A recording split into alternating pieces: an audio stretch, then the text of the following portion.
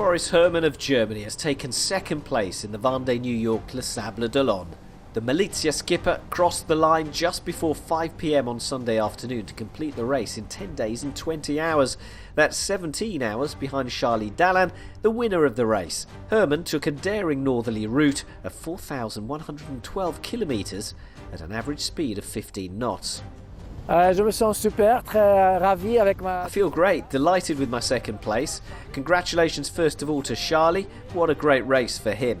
I was lucky to do a lot of downwind sailing from a very northerly position. It was a great race and a finish on Sunday afternoon with the sun shining and lots of people here on the seawall.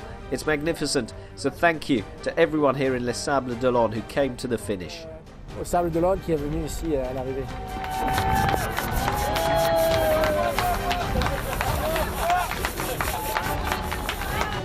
The battle for third place is dominated by Jeremy Bayou. In the heart of the Bay of Biscay, the skipper of Charal has taken the lead over Thomas Rouillant, Sébastien Simon.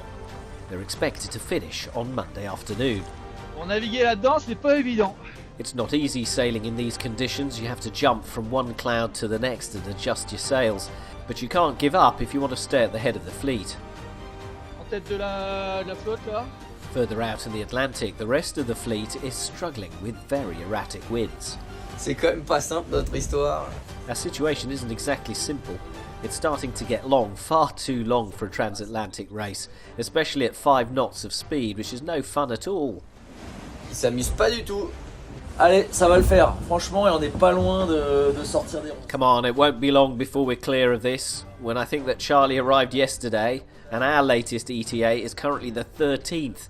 The longer we sail, the longer the race seems to get. Plus ça va, plus on n'arrive pas. Voilà. Félicitations Charlie pour ta victoire. Congratulations Charlie on your victory. Bravo, you smashed it. I don't know how you did it, but you were very strong. Really good. A lesson to us all. We'll have to celebrate another time though, because we won't be there with you. Parce que nous on sera pas là. The next arrivals in Les Sables are scheduled for Monday afternoon.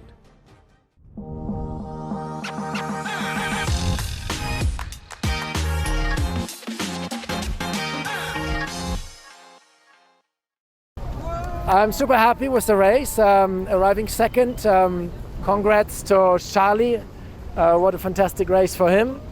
And I had the privilege to do a lot of downwind sailing and a crazy experience far north, almost in Greenland. And I couldn't have a better arrival than being here today with sunshine on a Sunday afternoon, lots of people in Les Sables d'Olonne. So very happy about the race. Yeah, it's beautiful to see how many people come here to celebrate sailing in Les Sables d'Olonne. I think it's unique in the world that you have so many people just coming out, and it's a beautiful day for it. It's Sunday afternoon, sunny, and so it's such a fantastic welcome. And yeah. 2 podiums in 2 races. You become a big player for the next Vendée Globe. Yeah, I just don't put too much pressure on myself. I don't want to speak about these things too much, but what I really want is a reliable boat, and so big congrats to the team because we didn't have any problems on this race and on the previous race. So 2 races with no problems. That's a great achievement in terms of technical excellence, technological excellence and preparation of the boat. Yeah, New York was of course a fantastic place to race to and to start again from, to come back. So we have really enjoyed the city. We have met amazing people that we're also going to work together with in the future, I think, with our ecological projects and campaigns.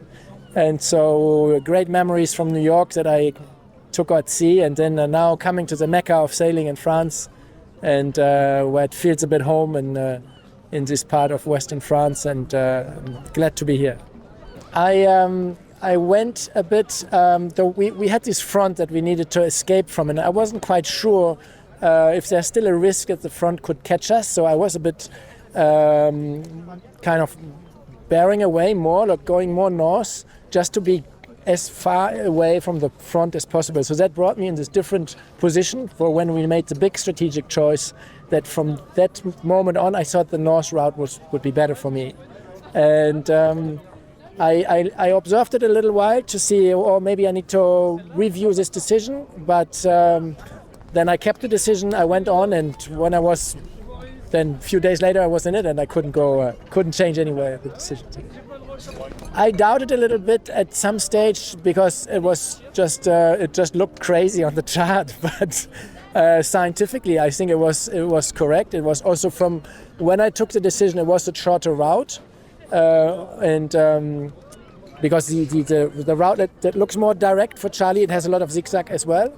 So and at some stages, the routing in the north had me beat Charlie, or had let me go much more on a direct route around the high pressure, and where now I needed to do all these jibes.